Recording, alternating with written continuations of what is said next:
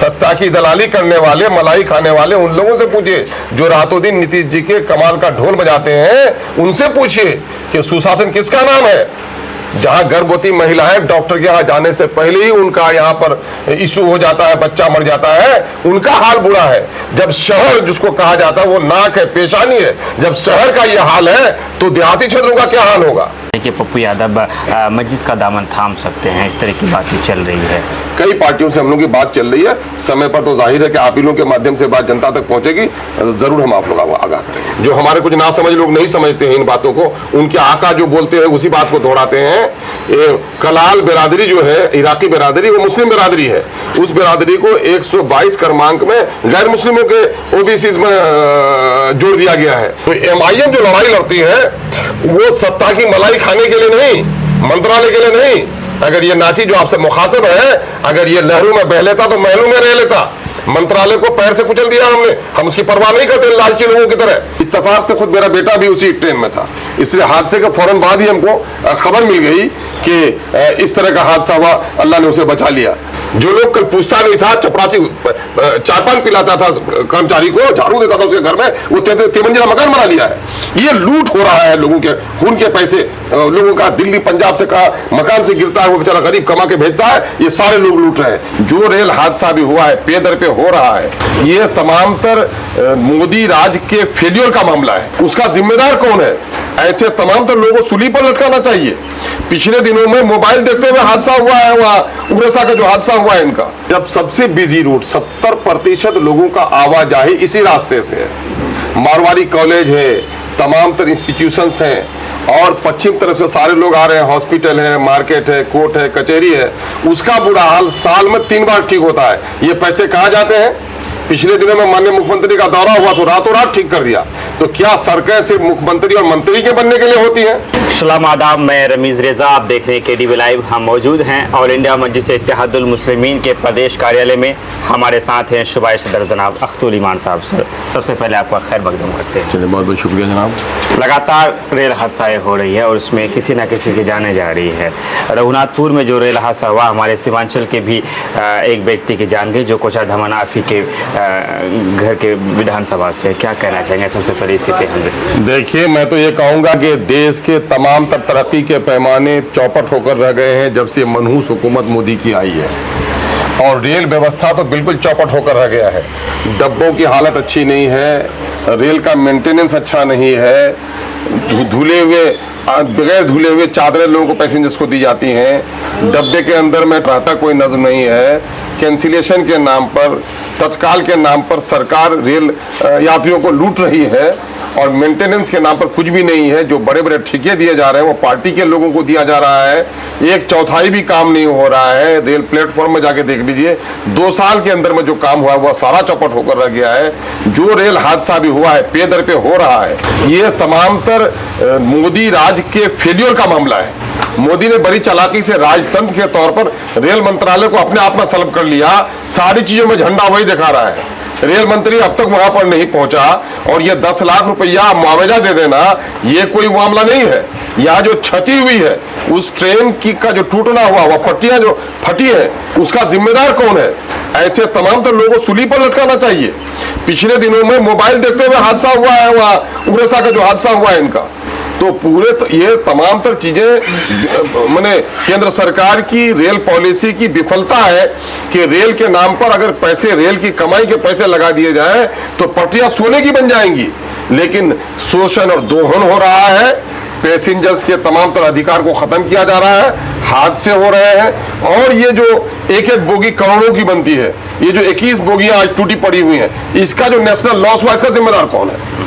ये सारे लोग, ये हाई लेवल उसमें एक्सपर्ट टीम को गठित करें और जिन लोगों की त्रुटि की वजह से, जिस ठेकेदार की वजह से पट्टी टूटी, जिस इंजीनियर ने उसको देखा है, जिन जिन लोगों की त्रुटि आई है, ऐसे तमाम तो लोगों को सजा दे।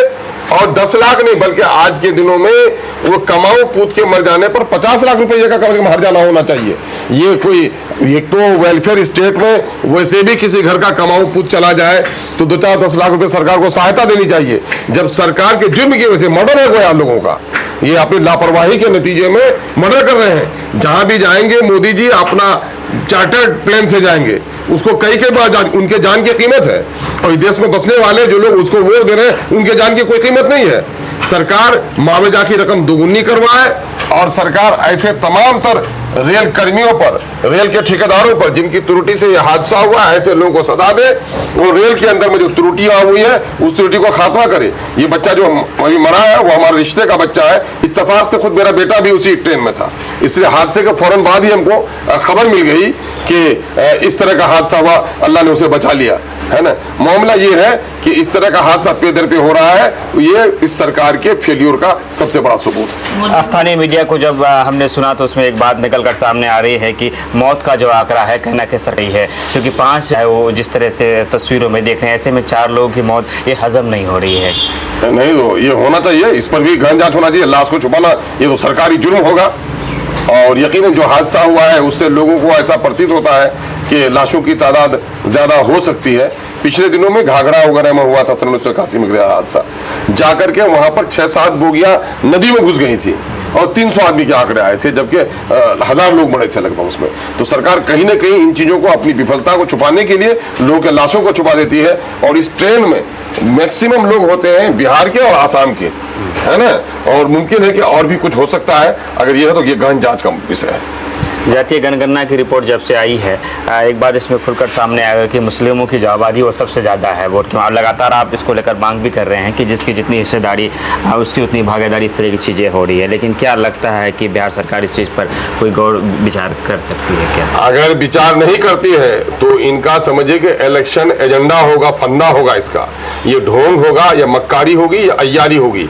सरकार जनता की राशि की एक बड़ी राशि 500 करोड़ रुपया खर्च किया गया है इस जातिगत गणना में, तो उसका फायदा क्या होगा? फायदा मैं कह रहा हूं ये पैथोलॉजिकल रिपोर्ट है। अगर पैथोलॉजिकल रिपोर्ट करा लेने से सिर्फ बीमार अच्छा नहीं हो जाता है, उसके मुताबिक दवाई भी लिखनी पड़ेगी। अब मामला ये हो गया है कि हम 17% नहीं बल्कि 18% से ज्यादा है, चूंकि क्रमांक 122 में जो हमारे कुछ नासमझ लोग नहीं समझते हैं इन बातों को, उनके आका जो बोलते हैं उसी बात को दोहराते हैं। कलाल बिरादरी जो है, इराकी बिरादरी, वो मुस्लिम बिरादरी है, उस बिरादरी को 122 क्रमांक में गैर मुस्लिमों के ओबीसी में जोड़ दिया गया है। अगर वो 10-15 लाख की आबादी हमारे दरमियान में आ जाती है तो मुस्लिम माइनॉरिटी की आबादी तकरीबन 18% से भी ज्यादा हो जाती है। और 18% तो आबादी 17-7 का मतलब ये होता है 18%। तो इस 18% को कहाँ है नौकरी में हिस्सेदारी है?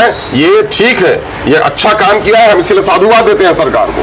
बल्कि कुल जमाती जो मीटिंग थी, सर्वदलीय बैठक थी, उसमें मैं सरकार के साथ खड़ा था, प्रधानमंत्री के यहाँ भी हम लोग गए।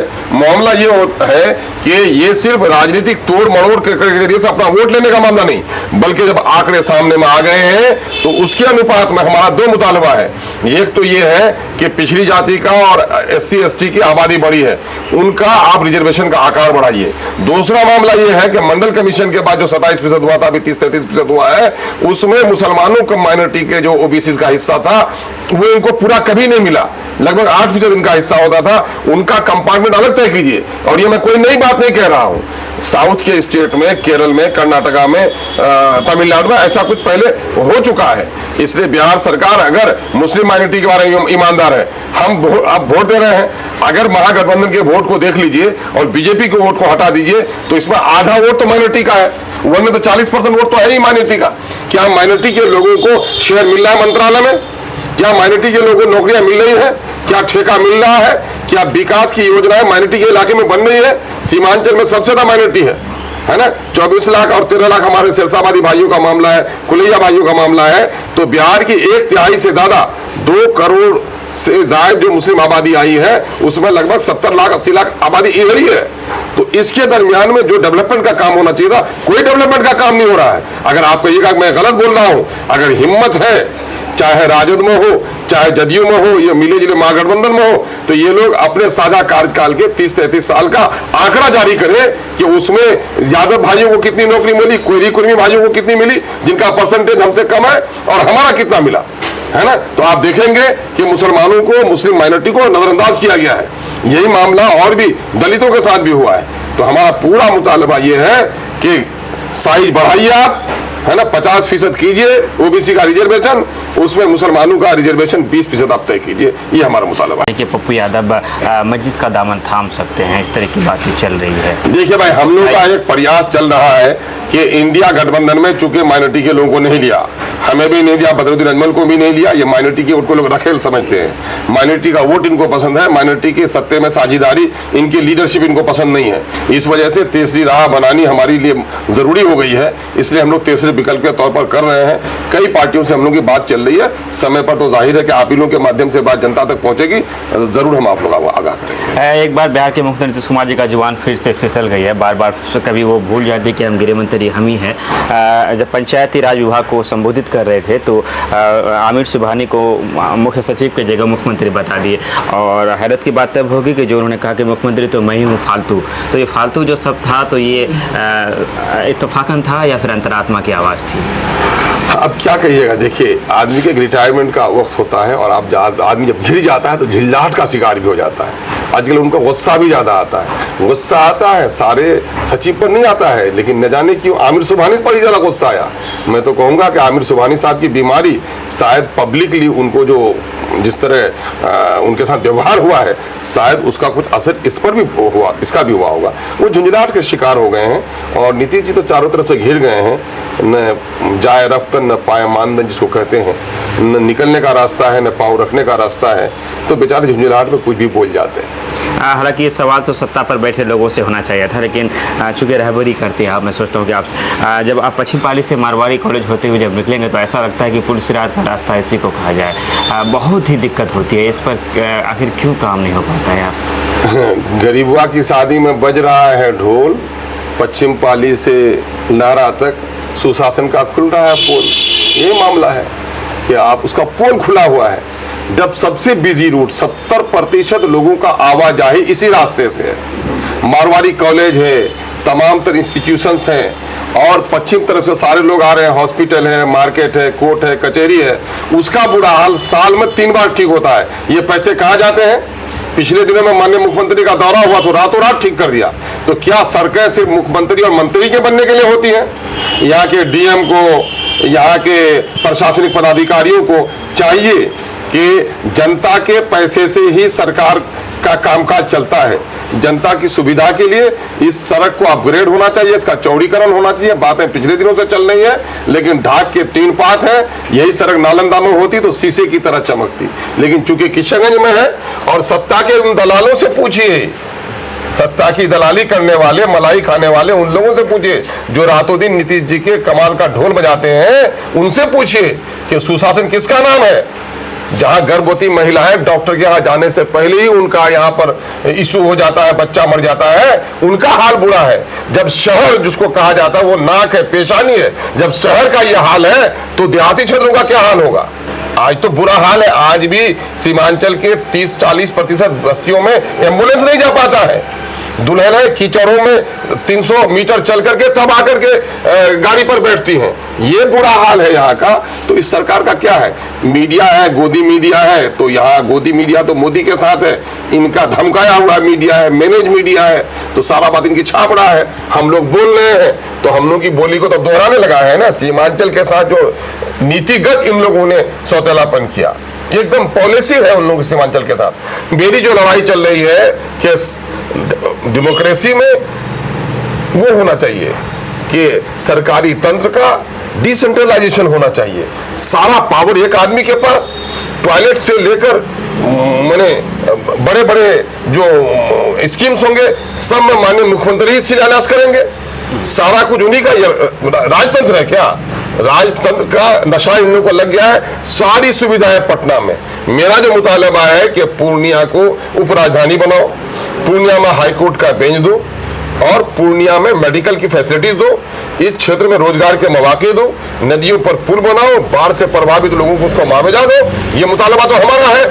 आज मुझे खुशी हुई कि कांग्रेस के नेता भी अभी बोल रहे हैं। पिछले दिनों पप्पू यादव साहब ने भी समर्थन किया है उपराजधानी का, हम उनको साधुवाद देते हैं। तो एमआईएम जो लड़ाई लड़ती है वो सत्ता की मलाई खाने के लिए नहीं, मंत्रालय के लिए नहीं। अगर ये नाची जो आपसे मुखातिब है, अगर ये लहरू में बह लेता तो महलों में रह लेता। मंत्रालय को पैर से कुचल दिया हमने, हम उसकी परवाह नहीं करते लालची लोगों की तरह। हम तो उठे हैं सीमांचल के बेटे की हैसियत से सीमांचल के लोगों के हक और हिस्से की बात करने। जन संवाद प्रोग्राम चलाए जा रहे हैं, जो सरकारी पैसे की खर्च की बात आपने की, उसी से हमें याद आया कि हर जन संवाद प्रोग्राम में लगभग एक बात निकलकर सामने आ रही कि जनता खुलकर ज़मीन म्यूटेशन का शिकायत कर रहा है। तमाम जनता लगातार जिला अधिकारी जब लोचा गए थे वहाँ भी हमने देखा नल जल योजना को लेकर सवाल खड़े कर रहे हैं, बिजली को लेकर सवाल खड़े कर रहे हैं, ब्लॉकों में जो धांधली हो रही है, लेकिन जनता के सवालों को जन संवाद प्रोग्राम में ताक में रख दिया जाता है। सरकार से मनमानी तरीके से अपनी योजनाएं गिनवाने में लग जाती है। देखिए, ये जनसंवाद नहीं है, इलेक्शन सामने में है। सरकार के प्रोग्राम का अखबार के जो तरह से एडवर्टाइजमेंट देती थी सरकार, अब ऑफिसों को बंद करके आप देखेंगे आज ये अफसर जनसंवाद में है। आज जब भी अफसर में जाइए, डीएम से मिलने जाइए, एसडीओ से मिलने जाइए, एग्जीक्यूटिव से मिलने जाइए, क्या हो रहा है साहब? वीडियो प्रोग्राम हो रहा है, वीडियो प्रोग्राम हो रहा है। अब जिस दिन इन लोगों का वो हो रहा है ऑनलाइन स्टेट लेवल से इन लोगों की मीटिंग होती है, तमाम तरह सीओ और वीडियो को बुला लिया जाता है और ऑफिसेज बंद है इनका ऑनलाइन मीटिंग के नाम पर। और नतीजा ये हुआ है कि आज इन लोगों ने ऑनलाइन किया जमीन का कागजात, खाता में प्लॉट कुछ है, वहां कुछ प्लॉट है, कई भाई का नाम छोड़ दिया है और ये काम ठेका पर करवाई सरकार। इतना इंपॉर्टेंट काम, जन जमीन, इसी पर तो दुनिया लड़ाई लड़ती है। जमीन का काम आप देखिए तेलंगाना में है, जमीन के रिकॉर्ड्स को 3 भाषा में रखा गया है ताकि कोई इसमें प्रॉक्सी नहीं कर पाए। इनका कहीं जमीन के दलालों ने कहीं रजिस्टर 2 से पन्ना ही गायब कर दिया है। जमीन का आज 2014 में उसकी रसीद कटी हुई है, 2024 में उसकी रसीद नहीं कट रही है। कहा जा रहा है कि आप प्री मार्जिन कराइए, प्री मार्जिन में उनसे 500 से लेकर 5000 तक रुपया लिया जा रहा है। सारे लोगों को इन लोगों ने परेशान करके रख दिया है म्यूटेशन के नाम पर। माननीय मंत्री जो है राजस्व के आलोक जी, आदरणीय आलोक जी, उन्होंने कहा था, मैं खुद था, तो उन्होंने कहा कि देखिए मैं उसको सफा पारदर्शिता लाने के लिए मैं कर दूंगा कि जितने भी म्यूटेशन के एप्लीकेशन जाते हैं अगर उसे खारिज कर दिया जाता है सीओ, तो उसको 100 शब्दों में लिखना पड़ेगा रिमार्क्स कि किस वजह से उसको कैंसिल किया जाता है। लेकिन अब क्या हो गया है, मामला ये हो गया कि सूचना दी गई, सूचना पर केवाला पेश नहीं किया गया, खतियान पेश नहीं किया गया, दर केवाला पेश नहीं किया गया और बेचारे रैयत को कोई सूचना नहीं मिल पाती है। और नतीजा ये होता है कि उससे 10,000 20,000 टका मंगाया जाता, नहीं होता है तो कहता कि सबक पढ़ना पड़ेगा, भुगतना पड़ेगा और कैंसिल कर दिया जाता है। अब चला जाता डीसीएलआर के यहाँ, और डीसीएलआर के यहाँ जाने के बाद उसको अब बेचारा गांव का आदमी क्या जाने डीसीएलआर, उसको वकील करना पड़ता है, उसको ये तमाम जो कैंसिलेशन हुआ है उसकी नकल निकालनी पड़ती है, नकल में उसको 1000 रुपया खर्चा पड़ता है, वहाँ वकील को देना पड़ता है। वो समझता है कि डीसीएलआर के यहाँ मेरा मामला जाएगा, 10,000 टका उधर खर्चा होगा तो 10,000 टका इधर ही दे दे। मैं तो कहता हूँ बिहार सरकार को कि मौजूदा वक्त राजस्व कर्मचारी के साथ जो उनके निजी सहायक है, अगर आप इनको नौकरी दे दीजिएगा, आप तो तनख्वाह नहीं बढ़ाते हैं, आज के दिन में जितनी इनकी कमाई है तो ये लोग नौकरी दे दीजिए सिर्फ उसको और कहिए कि 20,000 टका तुम अलग से जुर्माना दो नौकरी पाने के एवज में, वो हर महीना सरकार को 20,000 टका भी देगा। क्योंकि एक निजी सहायक की आमदनी 50,000 से 1 लाख है। जो लोग कल पूछता नहीं था, चपरासी चाय पान पिलाता था कर्मचारी को, झाड़ू देता था उसके घर में, वो 3 मंजिला मकान बना लिया है। ये लूट हो रहा है लोगों के खून के पैसे, लोगों का दिल्ली पंजाब से का मकान से गिरता है, वो बेचारा गरीब कमा के भेजता है, ये सारे लोग लूट रहे हैं। इसमें सीओ से लेकर ऊपर के पदाधिकारी तक सारे लोग संलिप्त हैं। अब नए डीएम आए हैं किशनगंज में, हमने डीएम पूर्णिया से भी शिकायत की है, ये बड़े पदाधिकारी हैं, इनके नॉलेज में बातें शायद नहीं गई होंगी, आपके माध्यम से भी और मैंने अभी पत्र के माध्यम से भी दिया है। और देखिए इस पर सुधार होना चाहिए, इस पर सुधार करने की हम लोग कोशिश कर रहे हैं। और बुरी तरीके से जो खास करके इसमें लूट हो रहा है, लूट की खुली छूट सरकार ने दे रखी है और रैयतों का जो लूट हो रहा है, अभी जमीन की पैमाइश नहीं हो पा रही है साहब, अमीन नहीं है, अमीन नाप लिया तो रिपोर्ट देने के लिए पैसा देना पड़ेगा। हर एक दिन अगर हम लोग क्षेत्र में जाते हैं तो 90% शिकायत इसी की आती है, इसके जमीन को बैठा हुआ है, उसके जमीन का दूसरे का, उसको होमस्टेड का पर्चा बना के दे दिया जाता है। और इन गलत कर्मचारियों पर, जिन लोगों की रिपोर्टिंग गलत होती है, जो लोग रिश्वत लेते हैं, जो लोग गलत म्यूटेशन करते हैं, ऐसे लोगों पर सरकार कोई कार्रवाई नहीं करती है, जिसके नतीजे में ये मामला रोज बरोज बढ़ता है। क्या संदेश देना चाहेंगे एज एमआईएम नेता के तौर पर, नहीं एज सांसद प्रत्याशी के संदेश के तौर पर यहाँ के आवाम तो कुछ संदेश? मैं सीमांचल के लोगों को यही पैगाम देता हूँ कि आप कभी भी खौफ के मारे फैसला मत कीजिए। आप हकीकी मसाइल पर, आपके बाप दादा ने हमेशा सरकार बनाई है, उठिए सीमांचल की तकदीर को संभालने के लिए। सीमांचल अच्छा होगा तो बिहार भी अच्छा होगा। सीमांचल के बगैर आप एक अच्छे बिहार का सपना नहीं दे सकते हैं। सीमांचल को सबने लूटा है, एक मौके में उठिए अपनी नस्लों के इंसाफ के लिए, और इंसाफ की लड़ाई एमआईएम लड़ती है। आइए एक मरतबा एमआईएम का साथ दीजिए। शुक्रिया।